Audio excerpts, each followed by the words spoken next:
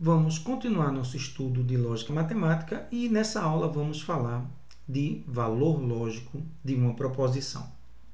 Lembrando a você que na descrição de cada vídeo desse curso você vai encontrar links para as próximas aulas e também para aulas anteriores, que é para o caso de você ter perdido alguma aula desse curso. Vamos falar de um conceito importante que é variável proposicional.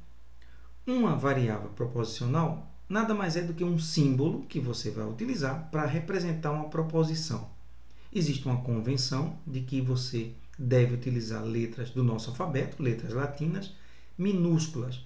Você vai encontrar em alguns livros exemplo de proposições representadas por letra maiúscula, mas isso não é o padrão. O padrão é a letra do nosso alfabeto minúscula. Normalmente, nós começamos pela letra P, de proposição, depois Q, R e assim por diante, mas, na verdade, você pode utilizar qualquer letra que você desejar. Alguns exemplos de como você pode fazer isso. No exemplo 1, eu escolhi a variável P para representar uma proposição. Então, qual é a maneira correta de escrever? Você escreve a letra que você quiser, o símbolo que vai representar a proposição, 2 pontos, e, entre aspas, a proposição que você quer.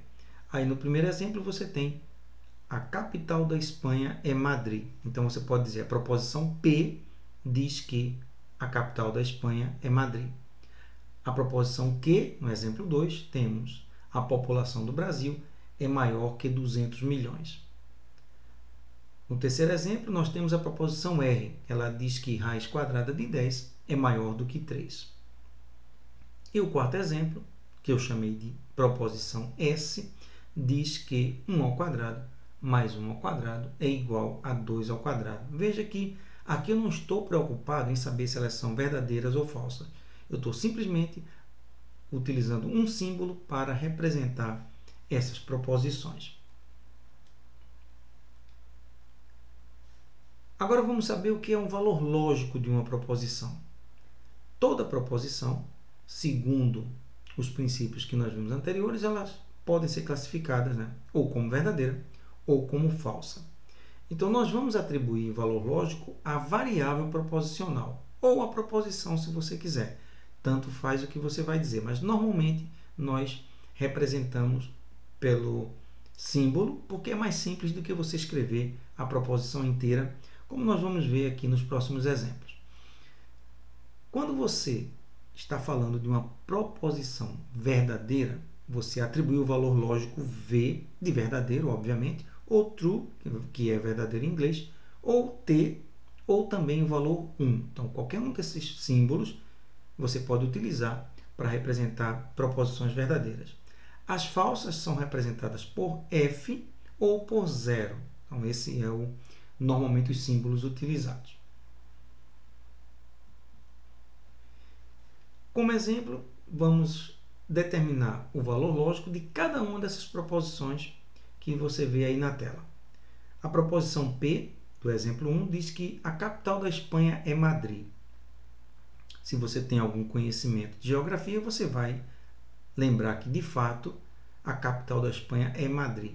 E mesmo que você não saiba, isto não muda o fato de que a capital da Espanha é Madrid, ou seja, essa afirmação é verdadeira. Então, nós escrevemos valor lógico de P, dessa forma que você está vendo aí, igual a V de verdadeiro. Você também poderia usar o T ou 1, se você preferir.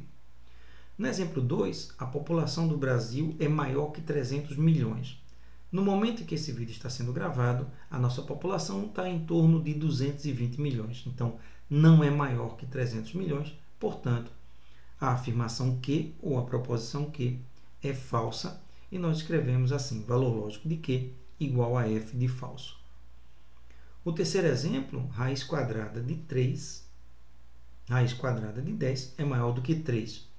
Nós sabemos que a raiz de 9 é exatamente 3. Então, como 10 é um pouco maior do que 9, a raiz quadrada de 10 vai ser um pouco maior do que 3. E, de fato, isso aí é verdadeiro. E aí a gente escreve valor lógico de R igual a V.